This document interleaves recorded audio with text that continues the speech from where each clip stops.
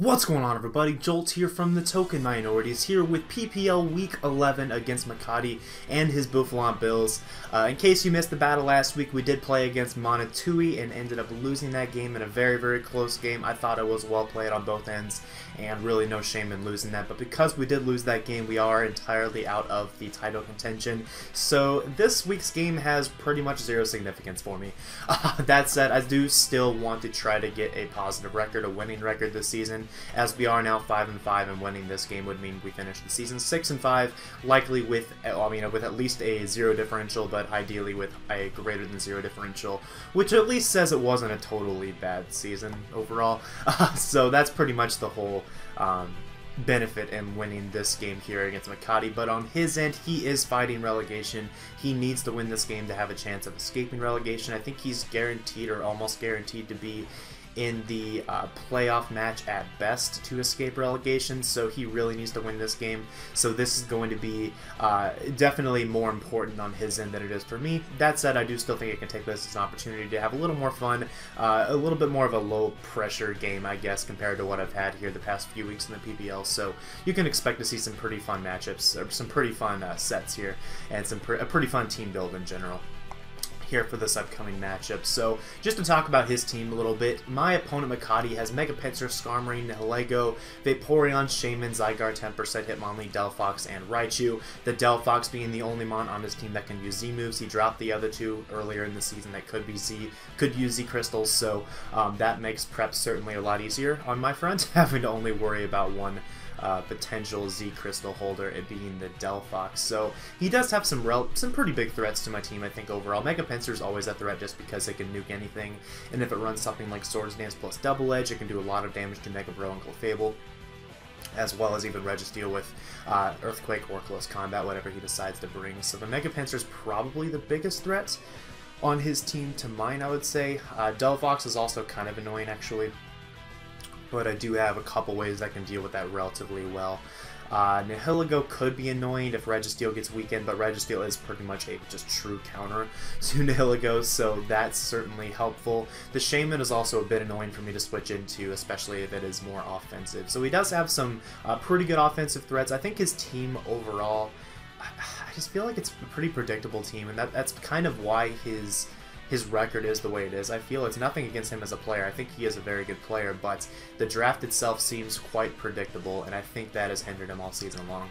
And with that in mind, I feel like I have a pretty good idea of what he's going to try to bring. I think the most ambiguous one is the Delphox, as that could be Specs, Calm Mind, Life Orb. It could be a lot of things, and really any of them can hurt my team in a variety of different ways. So that's the Pokemon that I'm probably most concerned about. I think the Mega Pincer is certainly going to be Swords Dance with Quick Attack, and probably Double Edge, but Return's a possibility. I do think he is forced to run Jolly if he wants to speed time or Rapidash, though, so that's something to keep in mind as well for the damage calcs.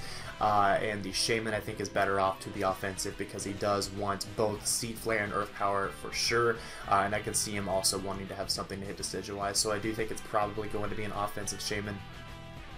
Zygarde 10% probably has a really bad matchup in his eyes. I think it's a really bad matchup because Mega Bro walls it. Defensive Decidueye pretty much walls it. Clefable honestly can wall it, taking a hit and kill it. Like, I just don't really see it breaking down my team very well, but he still could bring it because in general it is a very good mon, just for breaking down balance basically. So that's a possibility for him to bring. I really don't expect the Hitmonlee because Mega Bro does just clean wall it, but Skarmory is just good in general in terms of taking hits from my team. It pretty much shuts down Diggersby if it's Fizz Def with Rocky Helmet, outside of something like Wild Charge, which is a possibility, but I just don't really think that Diggersby has the best matchup here, and that's because Diglett has a better matchup. So let's take a look at the team I'm going to bring here. We are starting off with the Diglett. Finally, I did it, guys. I hope you're proud of me. Diglett is on the team, and is what the team is actually built around, because if you look down his roster with the Nihilego, the Delphox, and the Raichu, 3 Pokemon very easily trapped by Adamant Scarf Diglett, 2 of which are guaranteed O-Code by it after Rocks, and the other one has a very high chance of being O-Code by it after Rocks, being the Delphox. Yeah, this is actually really good against him. Earthquake is probably the only move I'm going to click, although sometimes I might lock into Rock Slide to prevent Mega Pincer from setting up in my face. Memento is obviously very good to help keep his offensive threats in check. and Sucker Punch just in case I need priority. Honestly, didn't really need the last move slot. I could have run something like Toxic, could have run Rocks on this, but pretty much only going to be clicking Earthquake and Rock Slide anyways, and maybe Mementoing in a pinch. So overall, very, very good against him. Surprisingly, I shouldn't say surprisingly because DIGLETT is a god, but DIGLETT, yeah, it matches up really well here, and I'm finally going to be able to bring it. Honestly, even if this was a high-pressure match, I think I would actually bring DIGLETT here, so it actually makes a lot of sense in this matchup, and definitely building around it here. So next up is the Decidueye. This is a very defensive Pokemon with Roost, basically my guaranteed switch into the Zygarde 10, as that really won't be able to do much to me at all, and if he decides to knock me out with a Banded Outrage, then of course I have the Clefable to come in and pick that off, so it's kind of up to him on that, but this also allows me to very easily check Vaporeon and take advantage of it with the Nasty Plot and Energy Ball, and with this team not having any immunities or resistances to Ghost-type attacks, Nasty Plot boosted Shadow Ball does a lot to him. He also doesn't have, fun fact, he doesn't have a normal type on his roster, a dragon type, or he does have a dragon, he doesn't have a normal type, a fairy type, or oh, there's one other type he didn't have on his roster. I can't think of it off the top of my head, but I knew he did not have any resistances to just select coverage moves. I think he doesn't have a fairy. No, he has a fairy. I don't know. What is it? He doesn't have a dark type. That's what it is. He doesn't have a dark type. He doesn't have a fairy type, and he doesn't have a normal type. So there's a lot of spammable moves against this team because he doesn't have those crucial synergetic typings on his Giraffe. So that's something maybe to patch up in future drafts on his end. But those are things I can take advantage of here, which is pretty fun. So yeah, this is really good against him overall. Does have enough. I'm trying to remember what the Spit F investment is on this. I believe it's enough to survive 2 Life Orb Air Slashes from an Timid Max Attack Shaman. I'm pretty sure is what it was, which is pretty key. I think it's HP Fires, actually. I don't think I could survive 2 Air Slashes from Life Orb Shaman, but I believe it survives 2 Life Orb HP Fires from a Max Attack Shaman, which could come in handy. You never know on that, but being able to roost off those is pretty essential, I think. But overall, yeah, pretty standard set there. No speed investment because the speed tiers didn't really call for it, I didn't think. Next up is the Mega Bro, just a pretty basic Trick Room set with enough defense investment to survive a +2 Adamant return from a Mega Pinsir when I am Mega Evolved. Combination Scald, Psychic, Ice Beam hits the entire team super hard. Ice Beam does like over half to max HP Shaman, which is pretty cool. The only thing that really just hard walls this is the Vaporeon, but I feel like I have a variety of ways on my team to really help wear that down, so I didn't think that was the biggest deal in the world. And if I'm able to get the Vaporeon Toxic by my Clefable that I'll show here in a little bit, or even my Registeel, can't remember if the Registeel has Toxic on his team, but either way, if I get the Vaporeon Toxic, then this should be able to wear it down pretty well, and maybe be able to sweep. Worst case scenario, it should be able to break through him a little bit, maybe get rid of the Mega Pinsir, which is a pretty important job in its own right here for sure. So the next up for my next Mega Pinsir check being the Thundurus. This is probably the top win con in this game. It just murders him, honestly. I have the 4 EVs in HP just to obviously have the odd HP stat for Stealth Rock purposes, and then 80 EVs in Special Attack to ensure an OHKO of the Mega Pinsir, assuming no HP investment from full health with a unboosted Thunderbolt, so that's pretty important, I think.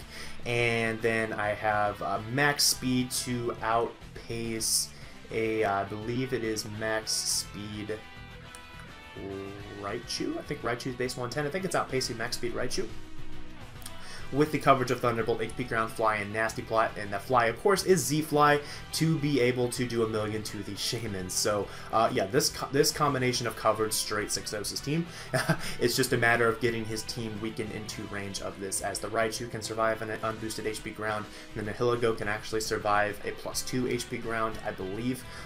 That might not quite be true. I'll need to run calcs on that, but yeah, HP Ground obviously does a lot to Nihilego, but because I'm not max Special Attack, because I don't have Life Orb, it does definitely survive, so I do need to get some chip damage on that with other things on my team, maybe even Stealth Rocks as we move along throughout the game, but yeah.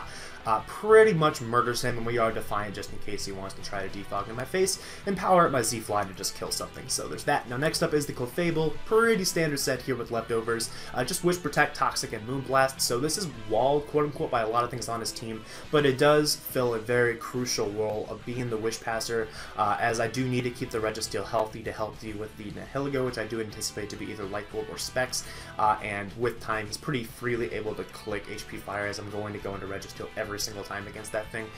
So Wish Pass is just really cool, really important, I think, for that. in terms of keeping the Registeel alive, as well as keeping myself alive. With the Unaware ability, this does allow me to deal with a Delphox, which could be spamming Overheat because I am unaware. It could also just be spamming Fire Blast and Flamethrower. Could be a Life Orb variant. I really need to be able to wear that down into range of Diglett, because Diglett can trap and kill the Delphox. So this is just there to help get it into range of Diglett, or just take care of it on its own. So very nice for dealing with that. It's also okay in dealing with the Vaporeon, because I can Toxic it. Can't do anything against Skarm, but it can Wish Pass into the Registeel, Wish Pass into Thundine, etc. So yeah, this is just a really crucial member of the team. EVs, kind of complicated trying to remember what all these are, but I know the 52 EVs allow me to outpace uninvested Vaporeon, I believe, to let me fire off a quick Toxic. On that, I think I have enough Spadef investment to survive a couple Fire Blasts from unboosted Delphox, or maybe his Life Orb Delphox, after a Protect, and then the rest in just defense, and I have 4 of these left over, so they go on special attack. And then finally the Registeel. This is a kind of a meme set, but it does work pretty well. We do have Toxic on this again, so another way to get Toxic damage on some of his fatter threats that are annoying. This is my rocker, so I need to have some way to hit the Skarmory, which is certainly going to be his defogger, so I am running Charge Beam on this because that just ensures that Skarmory is not free against me, especially if I get a couple boosts, as it does actually do a little bit of damage to Skarmory with the Charge Beam, especially at +1 or +2, so it makes me a little bit more of a threat to him and allows me to probably keep my rocks up for most of the game, which is pretty crucial. Earthquake for the Nihilego, the Raichu, and the Delphox. And, yep, I'm more specially defensive because I was a little bit lazy and didn't want to optimize this. So, that's the team. Obviously, a little bit less effort going into the team this week compared to previous weeks because it really doesn't matter that much for me. But I think it's still a pretty competent team, and it should be okay. I mean, we're bringing Diglett, right? What could possibly go wrong? But with that said, we're going to be on Showdown this week. I debated doing this as a live com, but I think I'm just going to stick it as a post com because I really don't like live comming. Yeah, I will be back with that here in a little bit. So see you then. Alright, and here we are with the battle against Makati, and as you can see at Team Preview, my opponent decided to bring the Mega Pinsir, Delphox, Skarmory, Nihilego, Shaman, and the Zydago. I don't think I mentioned this earlier in the video, so just in case I didn't, make sure to check out Makati's channel if you haven't already. He's a lot bigger than the TheTokenMinorities is, so I'd be surprised if you don't know who about him already, but just in case, make sure to check him out. He's a very, very high quality content creator, and I think you will enjoy it. So, I already mentioned what he brought here at Team Preview. As I've already mentioned in my team builder, in case you skipped ahead though, I do have the Diglett, Decidueye, Mega Slowbro, Thundurus, Clefable, and the Registeel. And just looking at what he brought, it's really not surprising at all. There's no Vaporeon on my screen, which means I guess he didn't really think that was his best response to deal with Clefable. He wants to deal with it more offensively, which is very clearly what his team is. And just looking at his team composition, there is a high probability we're going to see a Skarmory lead here, because it's probably going to want to get his hazards up early. It might even be a lead Nihilego.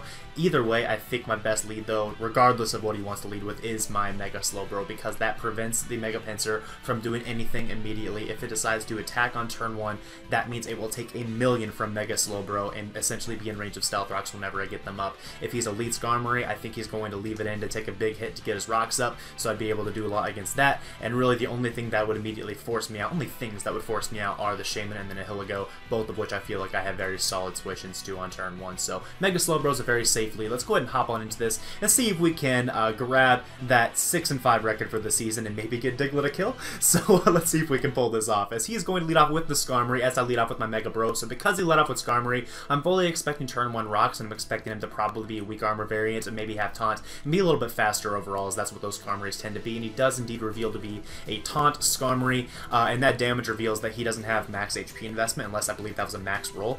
So he will go down here to the following Ice Beam, as Ice Beam was guaranteed to kill after that roll. So Mega Bro did get his second kill of the season, which is pretty cool, but unfortunately he does have his Stealth Rocks on the field. Now here he makes a nice double into his Delphox, as I went into Registeel on the likely Shaman. Delphox did cover both the Decidueye and the Registeel switch-in, so very nice play on his part. He reveals here to actually be Choice Specs Overheat, which does blow back my Unaware Clef.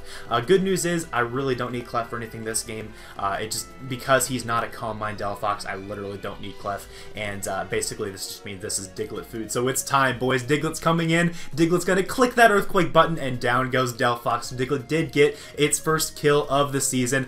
finally, in week 11, I did the job, boys. So here, he's got Mega Pincer in. I can't stay in because I'm choice locked and he can just SD in my face. So I'm going to go into my Mega Slowbro because I'm guaranteed to survive a +2 adamant return after Stealth Rock. That's how I EV'd this Mega Slowbro, and instead just goes for a close combat. So here I'm just going to fire off a free Ice Beam because he has no switch-ins to it, and Shaman's going to take over half from that Ice Beam, which is really, really good information to know later in the game. It confirms that he is more Phys Def instead of specially defensive, which does help my Thunders with its damage calcs later in the game. Now here I'm going to make the pretty safe switch into my Registeel on the Shaman, knowing that the worst he can do is Earth Power or Leech Seed me, and if that's the case, then I can still pivot around him with the Decidueye because he did reveal the leftovers, and because he did reveal to be max HP from the damage from Mega Slowbro. I do know that my Decidueye is actually able to beat this 1v1 as long as he doesn't get special defense drops with Seed Flare, so that's something that's very important to know.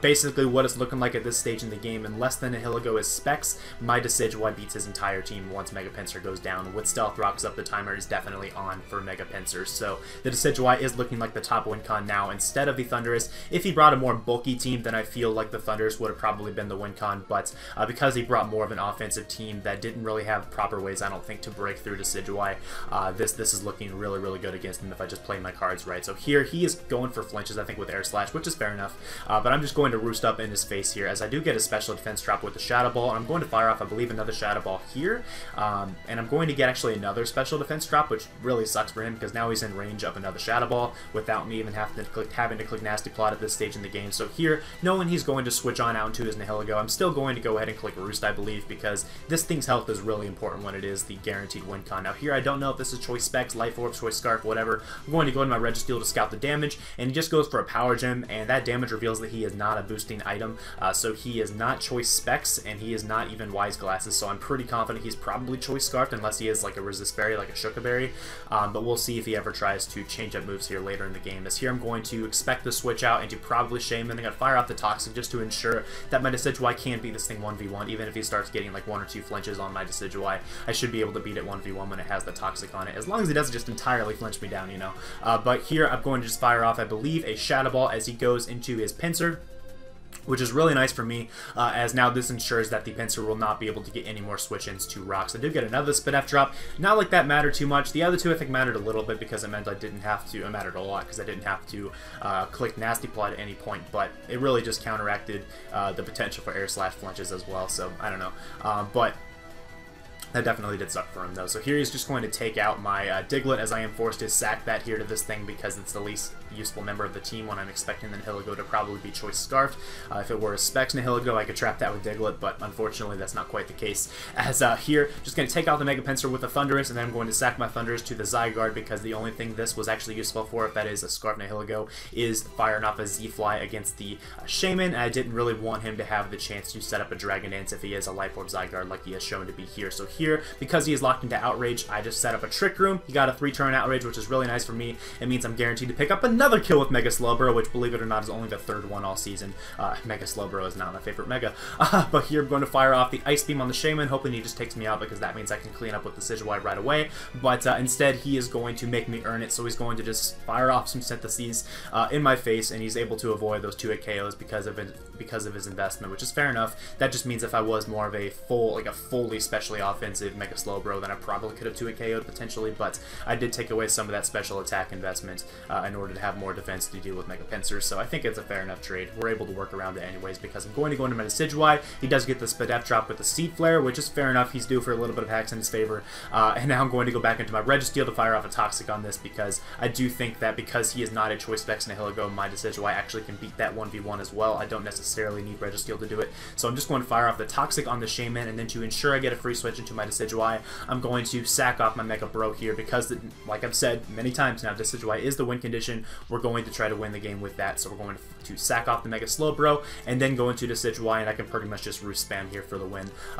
if he decides to leave his Shaman in here. So just trying to, really hoping he's not going to get a flinch with the Air Slashes. just going to roost up here, and now I can pretty much just click Shadow Ball, honestly, at any point in time, as here I believe I'm going to click it as he goes into his Nihilego, and you're going to see here that he's pretty much forced to lock himself into a move because he's actually, I'm pretty confident this is Choice Scarf Nihilego just based upon how he's playing it, and I'm just going to roost up here to see what he wants to go for. As he goes for the HP Fire because that's what he has to do to hit the Registeel, but because I am a very bulky Decidueye with leftovers, I can chew this up for days. Even if he gets back-to-back crits, I think I have a chance to survive it. So I can just set up a nasty plot in his face, and this is the beginning of the end for him because he is just going to keep clicking Hidden Power Fire, as I am just going to roost up again, and I believe roost up again on the following turn because I can, honestly. And really his win con at this point is to flinch me down with Air Slashes or to fire off Seed Flares against me and lower my special defense, and then go into this thing and spam HP Fire and pray that he's able to still kill the Registeel. That's his win con at this point. It's not an easy one, it's probably not even possible, honestly, but this is basically just free setup for me as I'm able to get up to +4 with my nasty plots, and Decidueye is going to actually pick up its first 2 kills of the season. So we did a few firsts here in this last game, as the Decidueye will be able to finish off the Shaman with a crit after this Air Slash, which I'm not entirely sure if that crit mattered. I'd have to check the calc, I'd have to know his exact spread, but basically what I would do in that situation is I think I would have to roost up again if he survived it, because I'd want to be outside of range. No, I wouldn't have to roost up. I would just go for another Shadow Ball to kill. I'm pretty sure, because, yeah, I really don't care about differential too much. I just wanted the win in the 6-5 record. But we do manage to pick up the win here against Makati with a 2-0 finish. So we finished +1 on the season, 6-5 +1 differential. So not up to my standards, as many of you know. I think I'm capable of a lot more than that, but we had a few games this season where I don't think I played well, like especially against Ruby. Don't think I played well against Paul. I think I played fine against Mono when I lost there. I think I played fine against Kelly when I lost there. And against Jack early in the season, where I brought that really bad stall team, that was just a nightmare. So there were really 3 games that I think could have gone differently if I had played better, or just played up to my standards, honestly. So it's, you know, not the strongest season overall for me in the world, but it's fine. We finished off on a high note, picking up the win here. Unfortunately for Makati, this means he is relegated to D2, so I do feel kind of bad about that, but I wasn't really wanting to take it easy necessarily, because I don't really want a 5-6 record either, so it is what it is. But it was a good game overall, very, very close, came down to the wire. If the Shaman picked up a flinch or 2 with Air Slash, then it might have been an entirely different game. You never really know, but Decidueye really came in clutch. DIGLETT came in clutch, heck yeah. And Mega Bro picking up a couple more kills here before I never drafted again in my life. So yeah, overall, just a little bit of a recap on the draft in this season. I already talked about the season, not going to go into more detail on that, but the draft itself I was not too pleased with. I really liked it in the first couple weeks, especially in the first week because I had a really good matchup, but second week of the season was very annoying to build against that Sun team. I don't know if you remember Better Jack's Sun team from earlier in the season. It was Sun plus grassy terrain. I had no switches to anything. It was a great time. But as the season went on, I just didn't really like how the team was working. I really liked my offense, but the defense, like, I liked Clef, but Registeel Mega Bro, it was really passive. Like, Mega Bro's kind of, I don't know, Mega Bro's not the most passive in the world, but it's still pretty passive, and I just didn't really enjoy using it. I think it had a lot more success when I ran Trick Room offensive sets, which was why I drafted it in the first place, to be fair. But just with how my draft worked out, it really had to fill defensive roles for the majority of the season, which didn't really work too well, as is shown by the record, I think, for this season. So I think I give Mega Bro a hard time. I think it is a draftable Mega. It's not awful. You just need to draft around it really well. It needs a lot of support. It needs to not be locked into a defensive role in order to be successful, which is hard because it is a bulky water, and typically your bulky water is going to have a defensive role. So if you find a way to draft around something like this, a bulky water, bulky psychic, and make it so it doesn't have to be defensive almost every single game, then I think Mega Bro is going to be fantastic for you, because it is a huge threat both on the physically defensive side and especially offensive side. It's just a matter of you have to have it on a team where it's not forced to be in that role, and if it is forced to be in that role, you need to have more than just one cleric. Clefable as a cleric is not something I like to use, and that does hurt Mega Bro a lot, because it needs to have a way of getting rid of the toxics, and it needs to have a way of just dealing with the general ways that people try to deal with it, which are like taunt, which are taunt and toxic are the two big ones. So I guess just some advice for future people considering drafting Mega Bro. Like I said, it is draftable, but it needs a lot of support to use it well. But again, Clef was fun to use, Thundy was fun to use, Diggersby was great. I have a new love for Diggersby. And Diglett's pretty cool too, finally getting to bring it here to the last game. Happy I was able to pick up a kill too. So that does end our PPL run for this season. I don't want to say whether or not I'll be back next season yet because it entirely depends on my schedule. As many of you know, I am a grad student, so I need to make sure I put that as my first priority, so I need to make sure I have time for leagues whenever I'm participating in them.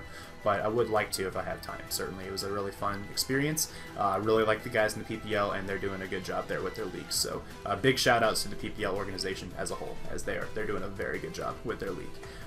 So without further ado, we're going to go ahead and wrap this up. Thanks for watching this season, and I hope you're looking forward to NPL Season 7 as the Toronto Staraptors are returning with a pretty powerful squad. We're actually in the middle of the draft right now. Spoilers, but yeah, so we're working on that draft as I speak. So that's about it. So thanks for watching, guys, and I will see you all next time. Peace.